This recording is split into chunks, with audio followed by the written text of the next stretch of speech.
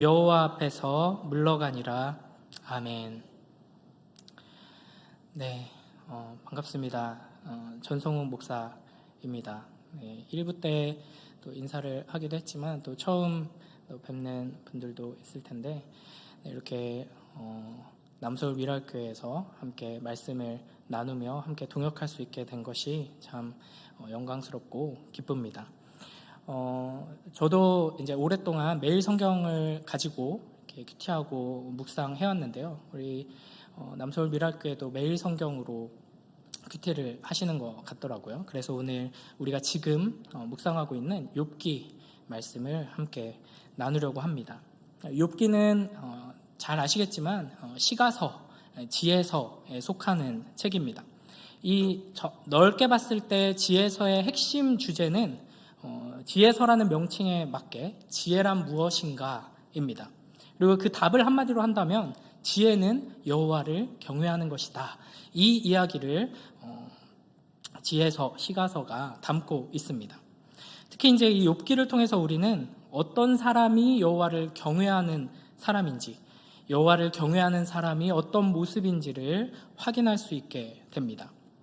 욥기를 시작하면서 욥이 어떤 사람인지를 하나님께서 이렇게 말씀하십니다. 1장 1절을 보면요, 성경책을 가지고 계신 분들 함께 읽어보겠습니다. 시작. 우스 땅에 욥이라 불리는 사람이 있었는데 그 사람은 온전하고 정직하여 하나님을 경외하며 악에서 떠난 자더라. 아멘. 이 네 가지로 욥에 대해서 설명하고 있는데요, 이게 사실은 지혜서에서 이야기하는 지혜가 하나님을 경외하는 것이잖아요. 하나님을 경외하는 자가 누구인가를 이렇게 네 가지로 표현한다고 할 수 있습니다. 온전하고 정직하여 하나님을 경외하며 악에서 떠난 사람, 이게 바로 욥입니다. 이건 다 같은 의미지만 한 가지 조금 짧게 정리를 해보자면, 온전하다 하는 것은 창세기 6장 9절에서 하나님께서 노아를 완전한 자라고 표현하시는데요, 그것과 같은 표현입니다. 그러니까 이 세상에 죄가 가득해서 하나님께서 한탄하시는 중에 노아는 완전한 자였습니다. 구별된 자였고 온전한 삶을 사는 사람이었죠. 물론 완전한 자다 그래서 티가 하나도 없고 죄가 전혀 없다는 의미는 분명 아닐 것입니다. 그런 점에서 하나님께 제물을 드릴 때 하나님께서는 온전한 제물을 가지고 나와야 한다라고 하시죠. 그러니까 우리가 완전히 흠없는 제물을 하나님 앞에 드릴 수는 없을 것입니다.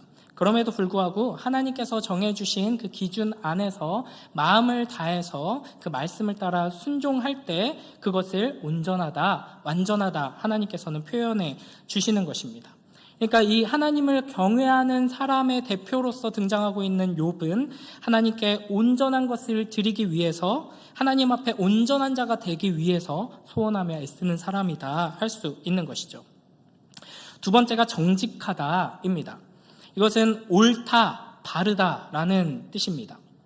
열왕기서에서 이스라엘의 왕들을 평가할 때 다윗의 길을 따랐는지 여로보암의 길을 따랐는지 이렇게 구분하면서 평가하는 것을 우리가 볼 수 있습니다. 이런 식으로 정직하다라는 것은 바른 길로 갔다라는 것으로 이해할 수 있겠습니다. 그러니까 여호와 보시기에 바른 길로 하나님의 말씀을 따라 나아가는 사람, 세상의 기준이 아니라 하나님의 기준으로 살아가는 사람이라는 것이죠. 그 다음에 경외하다라는 것은 우리가 많이 들어보셨을 것입니다. 그러니까 두려움과 사랑으로 하나님을 대하는 것이죠. 창조주 하나님, 또 하나님의 속성과 그 일하심에 대해서 바르게 아는 자는 당연히 하나님을 두려워하게 되고 사랑하게 됩니다.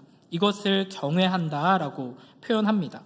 그러니까 성경에서 하나님의 백성의 가장 중요한 표지가 바로 하나님을 경외하는 것이라고 할 수 있습니다.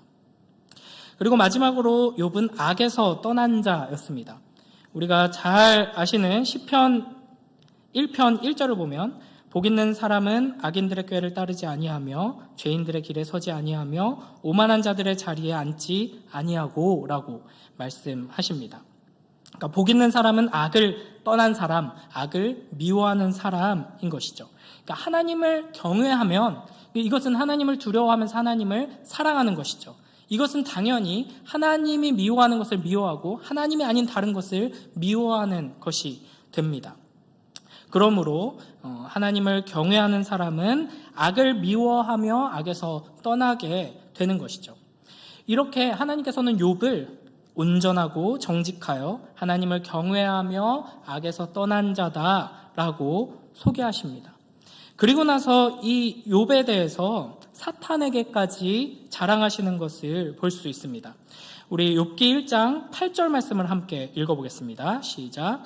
여호와께서 사탄에게 이르시되 내가 내 종 욥을 주의하여 보았느냐 그와 같이 온전하고 정직하여 하나님을 경외하며 악에서 떠난 자는 세상에 없느니라. 아멘. 이 온전하고 정직하여 하나님을 경외하며 악에서 떠난 자라는 표현이 1장 1절에 이어서 8절에서도 등장합니다. 그리고 이제 2장 3절에서 다시 한번 이게 언급되는 것을 확인할 수 있습니다. 그러니까 하나님께서는 욥기를 시작하면서 3번이나 욥이 하나님을 경외하는 온전한 사람이다라는 것을 강조해서 말씀하시는 것이죠. 하나님의 말씀을 잘 보면 내 종 욥을 주의해서 보았느냐라고 하십니다. 그러니까 이 표현만 봐도 욥이 얼마나 의롭고 또 아름다운 사람이었는지를 생각할 수 있습니다. 우리 대부분이 대충 봐서는 굉장히 하나님을 경외하고 악에서 떠난 사람처럼 보이기 쉽습니다. 그러나 자세히 주의해서 보면은 티와 흠과 연약함들이 보이기 시작하죠. 훌륭하신 집사님들, 장로님들, 목사님들도 집에서 또 아내에게, 또 남편에게, 자녀들에게 물어보면 이제 우리가 알지 못하는 여러 가지 이야기들을 들을 수 있게 될 것입니다. 저는 아내 입단속을 잘 해서 물어봐도 좋은 얘기만 나오겠지만 아마 사탄이 자세히 집중해서 보면은 모든 사람들은 다 아주 많은 흠결들을 발견하게 될 것입니다. 그러나 놀랍게도 하나님께서는 사탄에게 욥을 주의해서 보았느냐, 자세히 잘 살펴보았느냐라고 하면서 자랑하십니다. 그러니까 욥이 그만큼 하나님 앞에서 정직하고 하나님을 경외하며 악에서 떠난 온전한 사람, 하나님이 보시기에도 너무나도 사랑스럽고 의로운 사람이다 하는 것이죠. 이 하나님의 자랑을 들은 사탄이 9절에서 이렇게 말합니다. 우리 9절 말씀을 또 함께 읽어보겠습니다. 시작. 사탄이 여호와께 대답하여 이르되 욥이 어찌 까닭 없이 하나님을 경외하리까. 아멘. 욥기 전체를 이해하는 데 있어서 중요한 몇 가지 주제들이 있는데요. 하나님의 의로우심, 이 세상의 악의 문제들, 고난받는 자의 문제들, 여러 가지 문제가 있겠지만, 제가 이제 주목하는 가장 중요한 핵심을 잘 찝어주는 표현이 이 9절에 들어가 있습니다. 바로 까닭 없이, 다른 번역에서는 이유 없이 이렇게 표현을 하고 있죠. 그러니까 이 사탄의 말은 욥이 이유가 있으니까 하나님을 잘 섬기고 예배하고 하나님의 말씀대로 순종하며 의롭게 사는 것 아니겠습니까? 입니다. 그러니까 하나님을 사랑하는 것처럼 보이지만 사실은 그 의도를 잘 파고 들어가 보면 다 이유가 있는 것 아니겠습니까? 라는 것이죠. 그러니까 이제 여기서 이제 한 가지 생각해 볼 것은 사탄이 보기에도 욥은 하나님을 경외하고 사랑하며 온전한 자로 살고 있는 것은 확실한 것 같습니다. 그러나 그러한 모습, 하나님을 경외하는 삶, 하나님을 사랑하고 이웃을 사랑하는 삶의 그 의도가 사실은 하나님이 아니라 다른 무언가에 분명히 있을 것이다 라는 것이 사탄의 공격 포인트입니다. 그러니까 하나님이 잘해주시니까, 하나님이 많은 선물들을 욥에게 주시니까 그것 때문에 하나님을 사랑하는 거지 하나님 때문에 하나님을 사랑하는 건 아니지 않습니까? 라는 말입니다. 여기서 우리는 하나님께서 우리에게 요구하시는 사랑이 무엇인지를 분명하게 확인할 수 있습니다. 그러니까 이것을 뒤집어서 생각하면 이유 없이, 까닭 없이 사랑하는 사랑만이 참된 사랑이다 하는 것이죠. 하나님께서는 이와 같은 진정한 사랑을 우리에게 원하십니다. 이거는 하나님만 특별히 요구하시는 것이 아니라 사실은 하나님의 형상으로 지음받은 인간도 이와 같은 사랑만을 진짜 사랑이라고 생각합니다.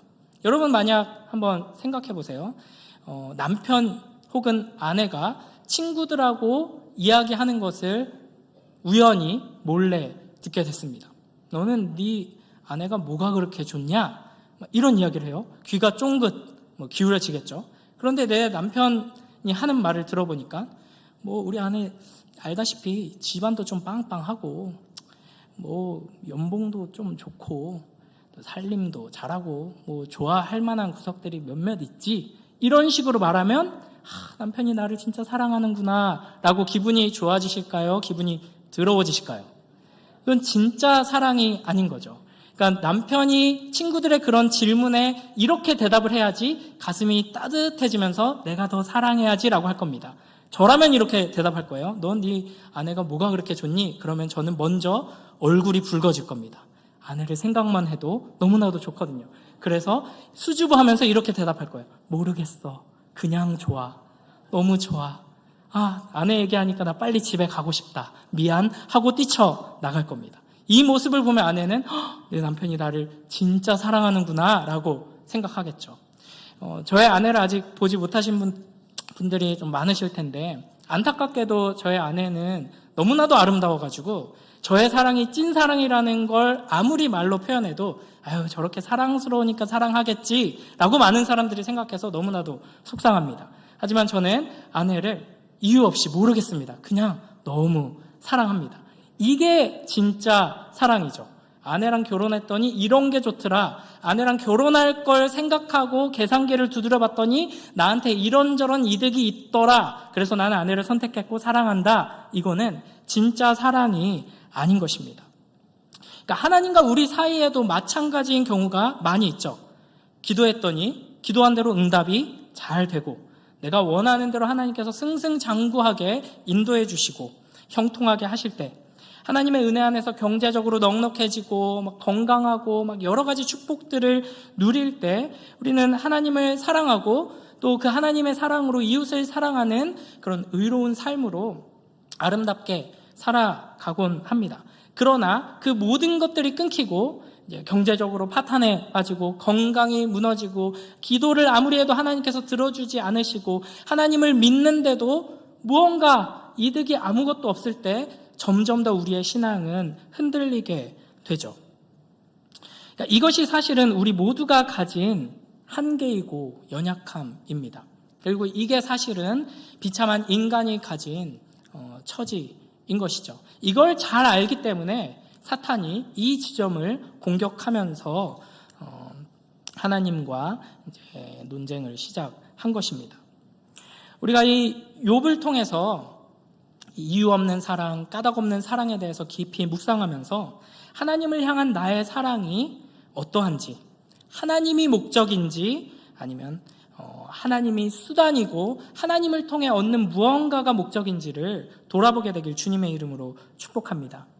하나님이 내 삶의 이유인지, 내가 진정으로 하나님을 기뻐하는지, 아니면 하나님께서 선물을 주실 때만 그 선물을 기뻐하는지 우리가 돌아보고 까닭 없이 이유 없이 사랑하는 진짜 사랑으로 자라나길 주님의 이름으로 축복합니다. 다른 모든 사람들이 그렇듯이 욥도 돈이 많고 자녀들이 다 잘 커서 모두가 부러워할 만한 축복의 삶을 살고 있었습니다. 그러니까 이 지혜서에서 말하는 지혜로운 사람, 하나님을 경외하는 사람이 마땅히 누리게 될 하나님의 축복을 누리면서 살아가고 있었던 것이죠. 그러나 이제 사탄이 그것 때문에 하나님을 사랑하는 것이지, 그게 무너지고 사라지면 하나님을 원망하며 떠날 것이다 라고 공격하는 것이죠. 이에 하나님께서 그래, 네가 한번 내가 욥에게 준 모든 것들을 다 빼앗아가 봐라 라고 말씀하십니다. 그래서 이제 우리가 잘 아는 욥에게 내린 너무나도 끔찍한 재앙이 임하면서 욥기의 이야기가 시작되게 되는 것이죠.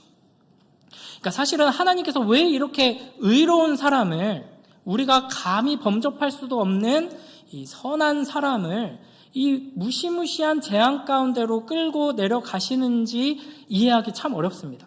그런 점에서 좀 충격적이라고 할 수 있죠. 그러나 그 다음에 이 끔찍한 재앙을 맞이한 욥의 반응이 저는 훨씬 더 놀랍고 충격적이었습니다. 그 많은 재산을 한 번에 다 잃고 모든 자녀들을 한순간에 다 잃은 욥은 그 고통 가운데에서 이렇게 반응합니다. 우리 욥기 1장 20절에서 22절 말씀을 한 목소리로 함께 읽어보겠습니다. 시작. 욥이 일어나 겉옷을 찢고 머리털을 밀고 땅에 엎드려 예배하며 이르되 내가 모태에서 알몸으로 나왔사온즉 또한 알몸이 그리로 돌아가올지라. 주신이도 여호와시오 거두신이도 여호와시오니 여호와의 이름이 찬송을 받을지니이다 하고 이 모든 일에 욥이 범죄하지 아니하고 하나님을 향하여 원망하지 아니하니라. 아멘. 제가 짧게 제 개인적인 이 묵상의 여정을 좀 나누면은 11월 초부터 욥기의 묵상이 시작되었죠. 그래서 이제 10월 말부터 해서 욥기와 관련된 책들을 미리 좀 읽으면서 이제 욥기 묵상을 시작을 했습니다. 그때쯤에 제가 이전에 사역하던 교회에서 참 사랑 많이 받고 행복하게 사역을 해왔었는데 하나님께서 저와 아내에게 여러 가지 방식으로 이제 이 익숙하고 좋은 곳을, 이 고향과 같은 곳을 떠날 때가 됐다라는 사인을 주셔가지고 어떻게든 거부하고 싶었지만 하나님 말씀에 순종하면서 이제 사임하겠다고 미리 좀 말씀을 드리고 이제 그 앞길이 어떻게 될지 모르는 상태에 있었습니다. 그때 이제 11월부터 이 욥기를 묵상하는데요. 이 욥이 큰 재앙을 당하고 이 놀랍게도 하나님을 원망하거나 절망하지 않고 하나님을 찬양하고 노래하는 장면에서 탁 걸렸습니다. 하나님께서 계속해서 저에게 반복해서 질문하셨습니다. 너도 정말 욥처럼 이런 상황에서도 찬양할 수 있니? 라고 물어보시는 것입니다. 욥과 같은 상황에 처한다면 너는 어떻게 반응하겠니? 너도 욥처럼 예배하며 찬양할 수 있니? 묵상할 때마다 또 이렇게 찬양 인도를 준비하고 찬양을 할 때마다 계속해서 이와 같은 질문을 하셨습니다. 제가 믿음이 별로 좋지 못해서 믿음이 좋으면 물론이죠 하나님 하면서 그냥 넘어갔을 텐데 이게 너무나도 저에게는 힘들고 괴로웠습니다. 그리고 제가 이제 상상력이 좀 풍부하고 감정이입을 잘합니다.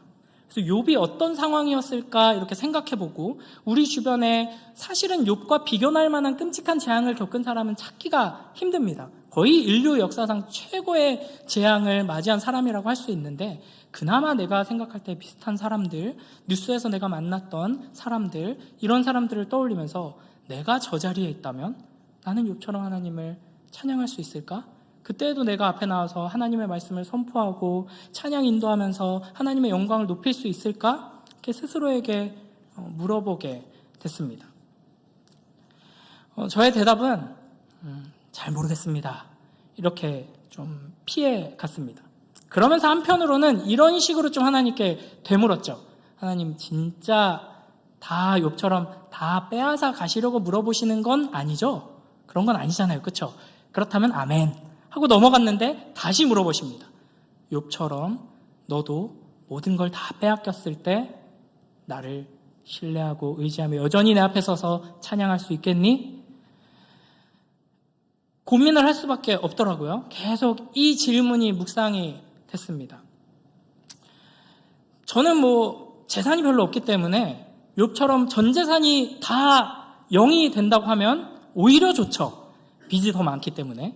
그런데 내가 너무나도 사랑하는 내 아내를 눈에 넣어도 아프지 않은 그냥 얼굴만 봐도 특히 잠잘 때 얼굴만 봐도 너무나도 행복해지는 사랑스러운 나를 똑 닮아서 너무 귀여운 두 아들들, 이 가족을 하나님께서 빼앗아 가신다면 내가 직접 만나서 마주했던 그 어린 자녀를 먼저 주님 품에 안겨보내고 마치 시체처럼 얼굴이 새까매져서 이가 다 빠져가면서 울부짖는 그 어미처럼, 그 아비처럼 그런 상황에 처했을 때 그때도 내가 하나님을 찬양할 수 있을까? 이건 굉장히 어려운 질문이었습니다. 그런데 너무나도 안타깝게도 욥기를 묵상하면 묵상할수록 하나님의 이 질문은 점점 더 강하게 다가왔습니다. 피할 수가 없었습니다. 하나님이 참으로 주권자라면 하나님께서 나의 모든 것을 다 빼앗아 가셔도 욥처럼 나도 하나님의 주권을 인정할 수밖에 없지 않나. 이것은 믿음의 고백이라기보다는 그냥 항복에 가까웠습니다. 사실 하나님, 제가 목사입니다. 제가 알 만큼 압니다. 하나님의 주권 인정할 수밖에 없습니다. 제가 뭐라고 하겠습니까? 하나님이 주신 것 하나님이 다 빼앗아 가시는데 뭐라고 하겠습니까? 라고 고백하면서 너무나도 두려웠습니다. 그러면서 한편으로는 진짜 뺏어 가실 건 아니잖아요. 그래도 이게 너무 두려운 거예요. 내가 네, 아멘이라고 했을 때 하나님께서 아멘이라고 했다 이러면은 잠깐만요. 되돌릴 수가 없잖아요. 제가 20대 때 막 뭣도 모르는 열정으로 이제 뭐 신학생이 되겠다, 목사가 되겠다 이런 생각 하나도 없었을 때 그냥 뭐 이렇게 열정 많은 청년일 때 하나님, 저의 심장을 주님께 드리겠습니다. 주님과 동행하는 삶을 살게 하여 주시옵소서. 하나님을 의지하지 않고는 배길 수 없는 상황으로 저를 인도하셔서 감히 하나님이 아닌 다른 것을 쳐다보지도 않도록 저를 인도하여 주시옵소서. 좀 후회되는 기도인데 20대 초반에 그런 기도를 엄청 많이 했거든요. 그 기도대로 저의 삶을 인도하시는 것을 경험했기 때문에 함부로 하나님 앞에서 아멘이 나오지 않는 거예요. 계속해서 하나님께서는 물어보셨습니다. 그리고 저는 좀 이상한 표현일 수도 있는데 하나님 말씀을 계속 묵상하고 욥기를 계속 붙들고 하나님의 질문과 하루 종일 동행하면서 지옥과 같은 시간들을 보냈습니다. 하나님과 동행하는데 지옥이더라고요. 그런데 어느 순간 그냥 울면서 다 가져가세요. 다 가져가셔도 저는 할 말이 없는 죄인입니다. 라고 고백하게 되더라고요. 그렇게 하나님 앞에서 항복한 순간 하나님께서 에이 놀랬어? 내가 진짜 가져갈 건 아니야 라고 하실 줄 알았는데 그래 이제서야 항복하는구나. 네가 가진 모든 것들을 줬으니 내가 모든 것들을 가져갈 것이다 라고 말씀하시는 겁니다. 그래서 저는 너무 놀랐죠. 이게 아닌데 이쯤에서 항복했으면 하나님께서 위로해 주시고 잘했다 토닥여 주셔야 되는데 내가 다 가져갈 것이다 라고 말씀하시는 거예요. 너무 두려웠죠. 그 하나님의 주권 앞에서 회개할 수밖에 없었습니다. 계속 회개가 터져 나오더라고요. 하나님, 저는 죄인입니다. 사실은 제가 뭐길래 이렇게 영광스러운 자리로 저를 계속해서 이끄시고 이렇게 예쁘고 사랑스러운 아내를 주시고 이렇게 사랑스러운 아들들을 주시고 가정을 이루게 하시고 교회에서 사랑받으면서 자라게 하시고 하나님 이 모든 것들 주신 것이 너무나도 큰 은혜이고 제가 누리기에 너무나도 과분한 것입니다. 이걸 다 빼앗아 가셔도 하나님은 왕이십니다. 하나님은 선하십니다. 이렇게 고백할 수밖에 없었습니다. 그때 하나님께서 분명하게 그래 너는 나에게 축복과 좋은 선물들을 받아 마땅한 존재가 아니라 욥이 당한 것보다도 훨씬 더 큰 나의 영원한 진노와 저주를 받아 마땅한 자이다. 그러므로 나는 너에게 그와 같은 영원한 진노와 저주를 내려야만 한다 라고 말씀하셨습니다. 그때 하나님께서 믿음의 눈을 들어 예수 그리스도를 보게 하셨습니다. 제 아들들을 빼앗아 가실까 봐 너무 두려웠었거든요. 그런데 하나님께서 욥이 당했던 그 10명의 자녀들을 한꺼번에 잃는 자기가 죽는 것보다도 훨씬 더 괴로운 그 괴로움을 너도 당해야 마땅하지만 내가 너를 사랑하기에 그 괴로움을 내가 대신 당했다라고 말씀하셨습니다. 아들을 잃는 고통 내가 대신 짊어졌다 라고 말씀하신 것이죠. 그러면서 이 욥기를 다시 이해할 수 있게 되었습니다. 욥기는 예수 그리스도를 통해서 보지 않으면은 제대로 이해할 수 없겠더라고요. 욥이 어떻게 여호와를 참으로 경외하는 자로 살 수 있었을까? 너무나도 대단하다. 나는 도저히 범접할 수 없다라고 생각했지만 욥이 까닭없이 하나님을 사랑할 수 있었던 이유는 하나님께 까닭없이 사랑을 받았기 때문입니다. 요한일서 4장 19절에서 이렇게 말씀하시죠. 우리가 사랑하면 그가 먼저 우리를 사랑하셨음이라. 아멘. 신명기 10장 15절에서 이렇게 말씀하십니다. 여호와께서 오직 내 조상들을 기뻐하시고 그들을 사랑하사 그들의 후손인 너희를 만민 중에서 택하셨음이 오늘과 같으니라. 아멘. 그러니까 이 말을 히브리어로 보면은 놀라운 뉘앙스가 담겨 있는데 현대인의 성경에서는 이렇게 번역을 합니다. 여호와께서는 특별히 여러분의 조상들을 사랑하셔서 그들의 후손인 여러분을 많은 민족 중에서 택하여 오늘날처럼 되게 하셨습니다. 이게 이제 구약 성경에서 계속해서 반복해서 등장하는 하나님의 언약적인 사랑의 특성인데 그 하나님 앞에서 우리가 하나님 왜 우리를 사랑하세요? 라고 할 때 하나님의 대답은 사랑해서 사랑한다. 내가 사랑이기 때문에 사랑한다 입니다. 그러니까 하나님의 사랑은 이해할 수 없죠. 내가 뭐길래 하나님께서 나를 사랑하시지? 그에 대한 대답은 하나님께서 사랑이시기 때문입니다. 사랑하기로 내가 작정했기 때문에, 내가 약속했기 때문에 사랑한다인 것이죠. 그러니까 하나님께서 언약적인 사랑을 내려주실 때 사랑을 하시는 조건이 우리의 상태와 무관하고 우리가 사랑을 받을 만한 상태에 있지 않더라도 사랑하겠다는 약속을 세우시고 그 약속에 따라 언약적인 사랑을 베풀어 주신 것입니다. 이게 헤세드의 사랑, 하나님의 영원한 언약적인 사랑인 것이죠. 심지어는 우리가 아직 죄인 되었을 때에 우리를 위해서 그 아들을 내어 주셨습니다.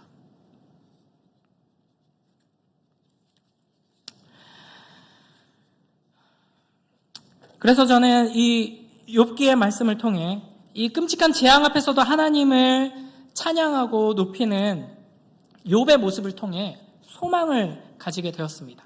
범접할 수 없는 신앙이라고 여겼지만 하나님의 그 사랑을 붙들고 의지한다면 나도 그와 같은 사랑으로 담대히 하나님 앞에 서서 고백할 수 있겠다. 감히 이렇게 말하며 소원을 가지게 되었습니다.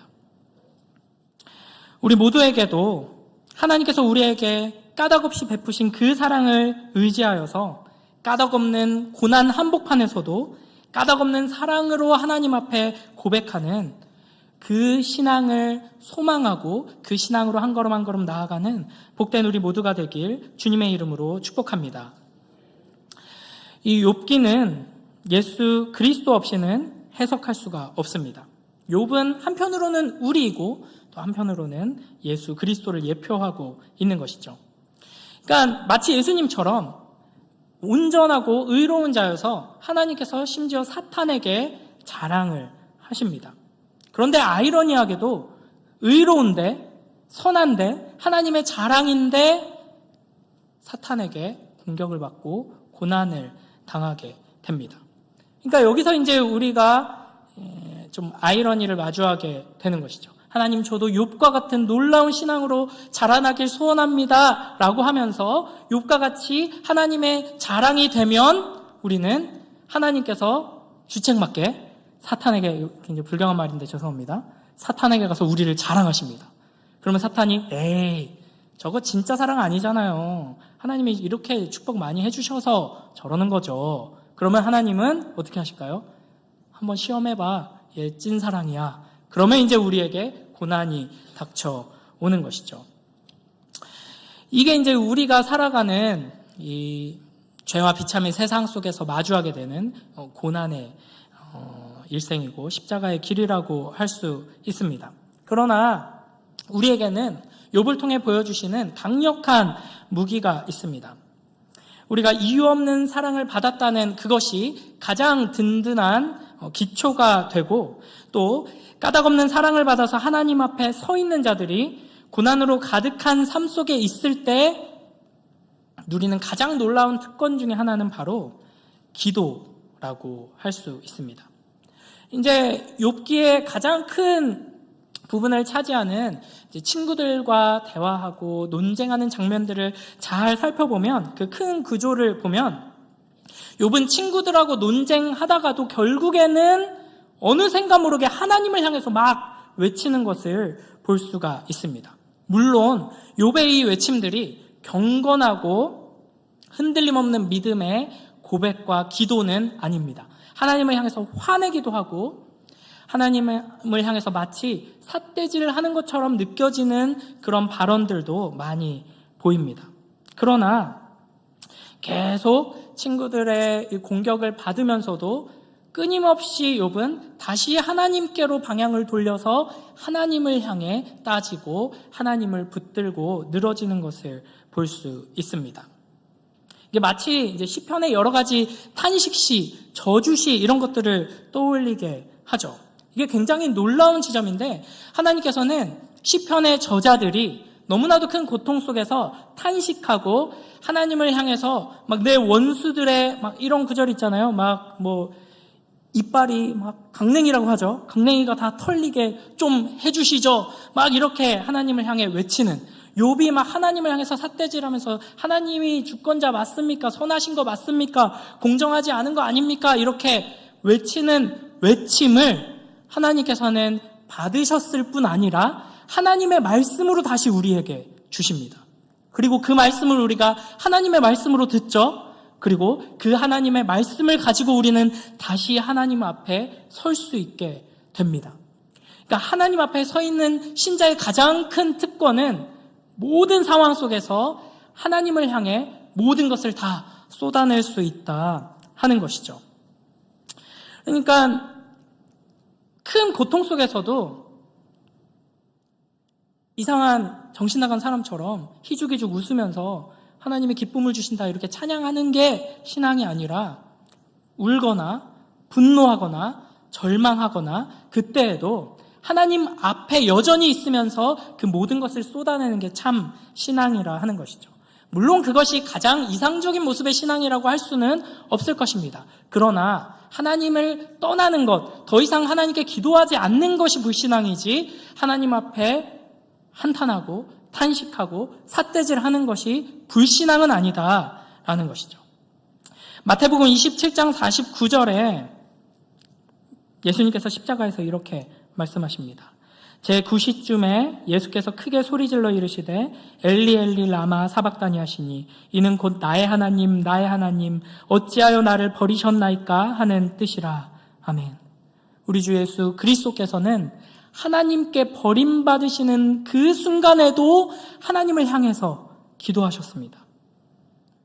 우리에게 찾아올 수도 있는, 찾아올 수밖에 없는 이 이유 없는 고난 속에서 때로는 눈물 흘리며 탄식하며 화내며 비명을 지르더라도 하나님 앞에서 하나님을 향해서 쏟아내는 복된 우리 모두가 되길 주님의 이름으로 축복합니다.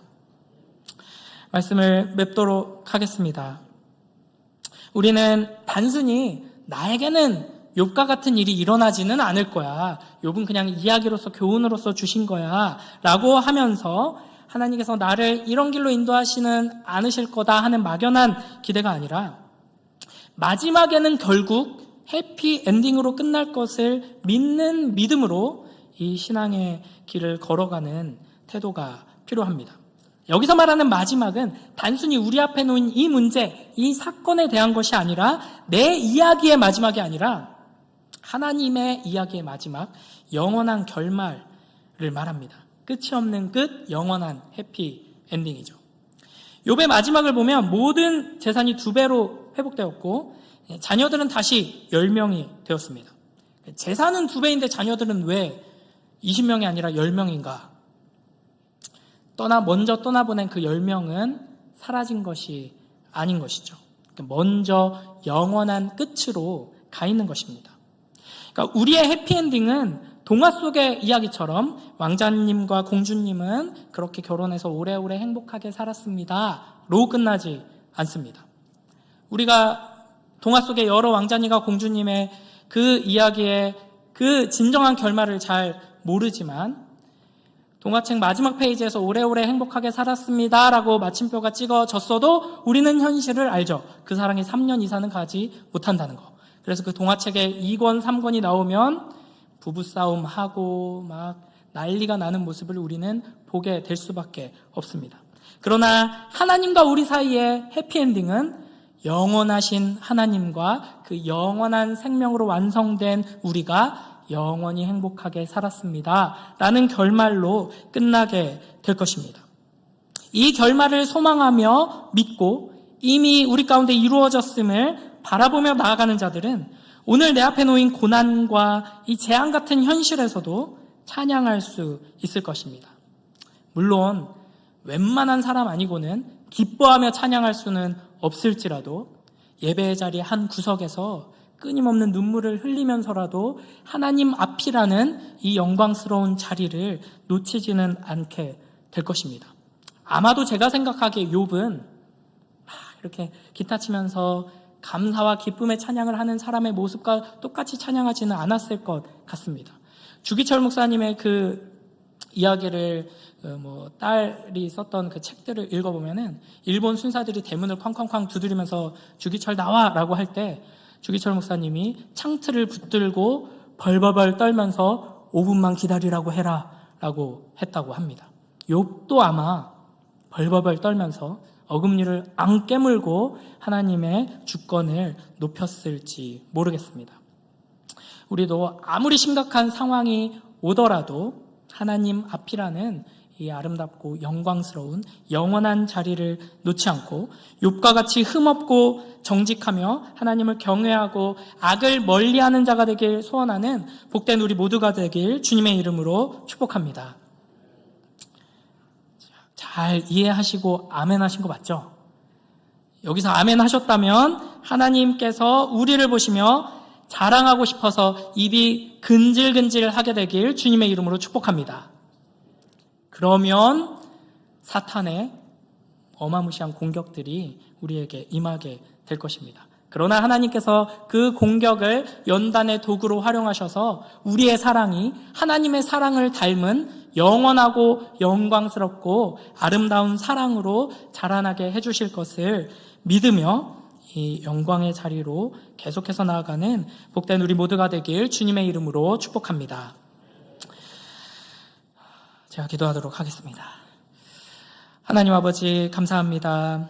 이 시간 욥의 모습을 통하여서 하나님 앞에서 까닭없는 사랑이 무엇인지를 생각하게 하시니 감사합니다. 아버지 하나님, 감히 하나님을 사랑할 수 없으며 하나님을 알지도 못하고 하나님의 그 놀라운 축복을 누릴 자격이 없는 우리를, 오히려 하나님을 배반하고 하나님을 미워하던 우리를 사랑하셔서 품어주시고 우리의 죄를 모두 씻어주시고 자녀 삼아주시고 우리의 모든 것을 공급해주시는 이 이유 없는 까닭 없는 사랑을 풍성히 받아 누리게 하시니 감사합니다. 아버지 하나님, 이 사랑에 매일매일 삶 속에서 감사하며 이 놀라운 선물을 주시는 그 하나님으로 인하여서 더욱 사랑하며 그 사랑 안에서 자라나는 우리 모두가 될 수 있도록 주님 축복하여 주시옵소서. 사탄이 아무리 무서운 공격으로 우리를 칠지라도 우리 안에 하나님께서 심어두신 이 놀라운 사랑으로 인하여서 우리가 하나님의 품을 떠나지 않게 하시고 하나님의 영광을 드러낼 수 있도록 우리를 붙들어 주시고 함께하여 주시옵소서. 감사드리며 예수님 이름으로 기도드립니다.